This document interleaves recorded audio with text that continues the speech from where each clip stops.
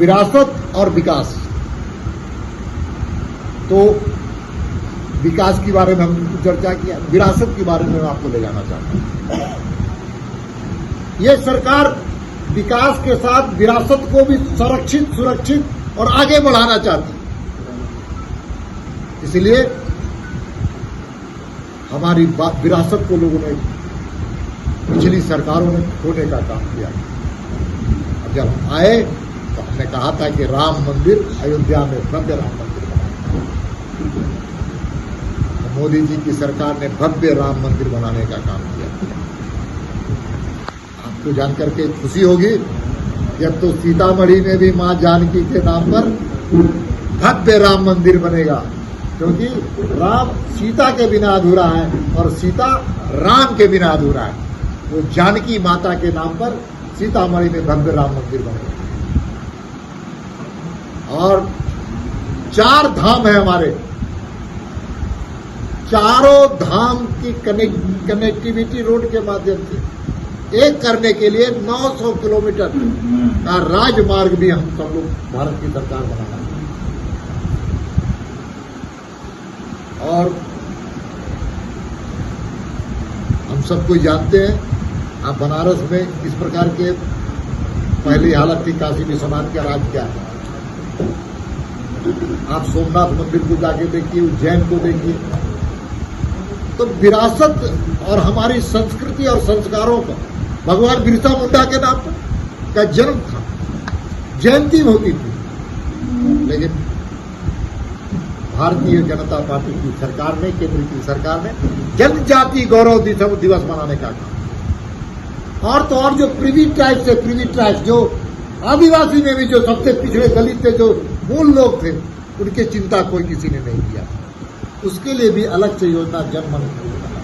देश का पहला राष्ट्रपति आदिवासी, वो भी महिला, अगर किसी ने बनाने का काम किया तो नरेंद्र मोदी जी की सरकार ने।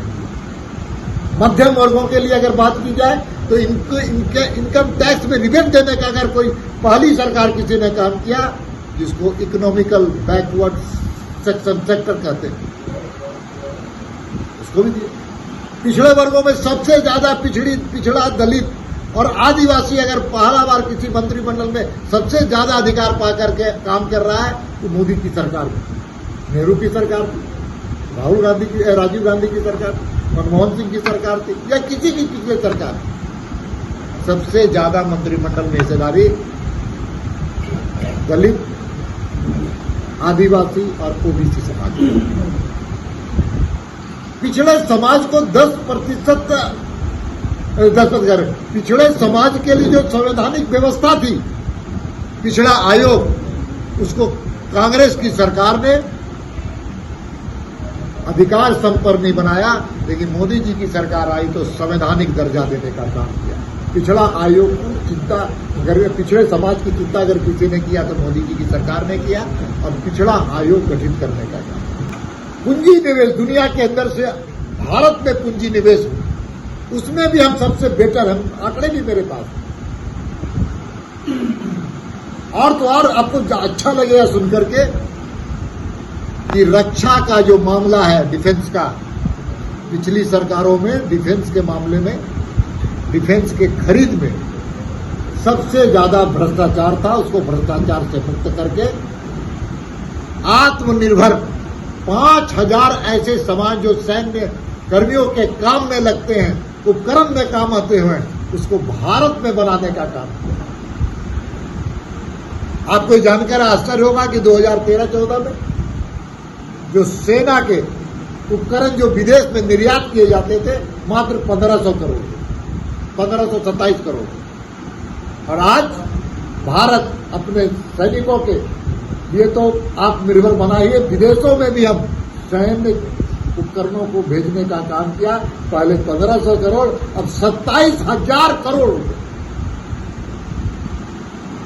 अब तो और बिक्री होगा। जिस प्रकार की आपने देखा होगा सिंदूर ऑपरेशन में भारत के मान सम्मान को बढ़ाने का काम, मोदी है तो सब सुरक्षित है, ये भाव लेंगे। इंफ्रास्ट्रक्चर और डिजिटल की इंफ्रास्ट्रक्चर की बात करें तो हम सबको जानते हैं कि आज प्रत्येक दिन 34 किलोमीटर राजमार्ग बन रहा है।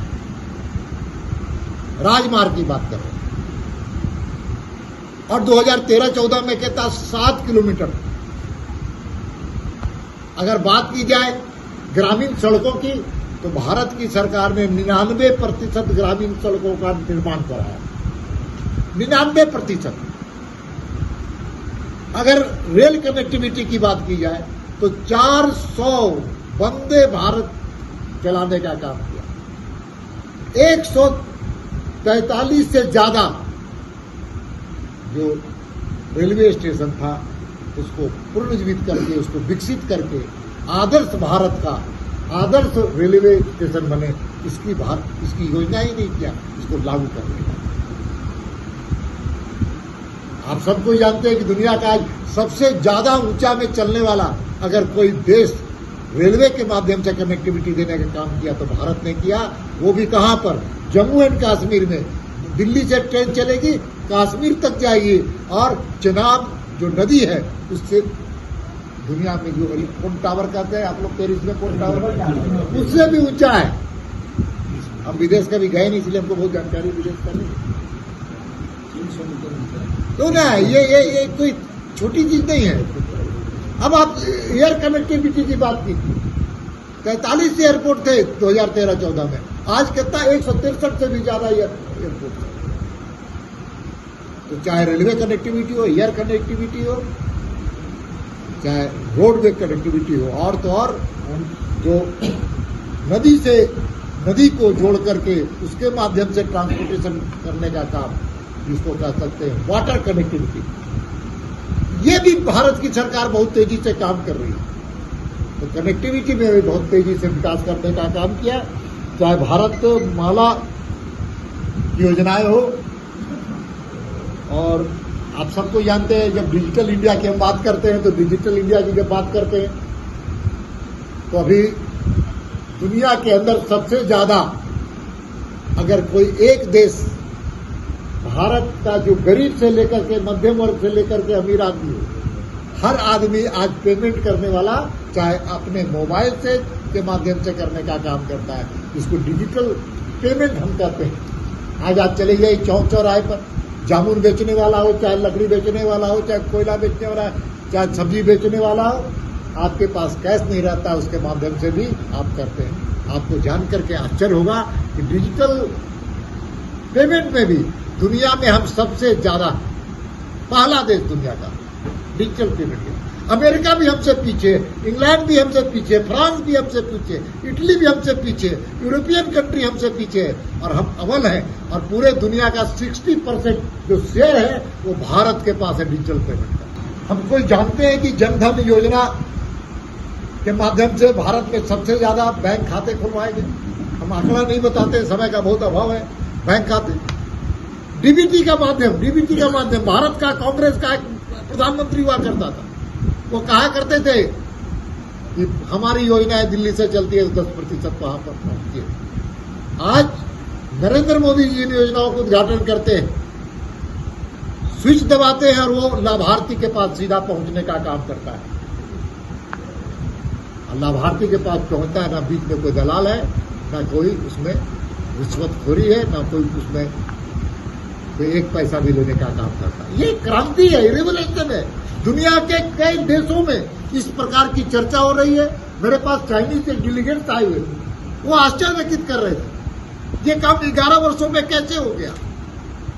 तो मेरे बगल में बैठा हुआ चाइना का ही एक प्रधान आदमी था, उसने कहा मोदी है तो संभव है, मोदी जी है तो संभव है। अपनी भाषा में कहा मोदी जी है तो संभव है। इसीलिए भारत अब वो भारत नहीं है, नया भारत है, समर्थ भारत है, स्वाभिमानी भारत है, आत्मनिर्भर भारत है। अब पुराना भारत नहीं है। कोई हमसे चाइना जमीन छीन के लेके चला जाए, पाकिस्तान भारत का हिस्सा ले जाए और 93,000 सैनिकों को भारत से बिना शर्त ले जाए, पकड़े हुए पाकिस्तानी सैनिकों को, और लंका को कोई द्वीप तोहफे के रूप में कोई न दे सकता। अब 1 इंच जमीन अगर कहीं चाइना हो चाहे पाकिस्तान, चाइना जैसे देश जब हमारी सीमाओं पर, चाइना और भारत की सीमाओं पर चीन के जब सैनिक भारत की जमीन को कब्जा करना चाहते थे, तो भारत के प्रधानमंत्री ने भारत के सैनिकों का फ्री हैंड दिया। और आपको आज सुनकर के अच्छा लगेगा कि भारत के सैनिकों ने चाइना के सैनिकों के दांत खट्टे किए। और उस वक्त देश के जो युवराज हैं वो क्या कर रहे थे? भारत और चीन के बीच में जब इस प्रकार की परिस्थिति थी, विकट परिस्थिति थी, उस वक्त राहुल गांधी चाइना के दूतावास में नूडल खा रहे थे, चाउमीन खा रहे थे। और भारत के सैनिकों के सम्मान और सम्मान के साथ मित्रों, हम सबको जानते हैं कि वैश्विक मंच पर भारत का गौरव बढ़ाने का काम किया। ये कोई अचानक हुआ है क्या? 11 साल के कार्यकाल G20 की अध्यक्षता करना। अध्यक्षता कौन करता है? जिस देश में भारत को मिला है G20 में अध्यक्षता करने का। ये कोई छोटी बात है क्या? पहले भारत के प्रधानमंत्री जाते थे तो अमेरिका का राष्ट्रपति का समय नहीं मिलता, होटल से वो वापस चले आते थे सैर सपाटे करते हुए। और आज नरेंद्र मोदी दुनिया के किसी देश में जाते हैं तो सीना तान करके आंख से आंख मिला करके बात करते हैं। लाइव लगातार के वीडियो को लाइक करें, सब्सक्राइब करें और बेल आइकन को दबाना न भूलें।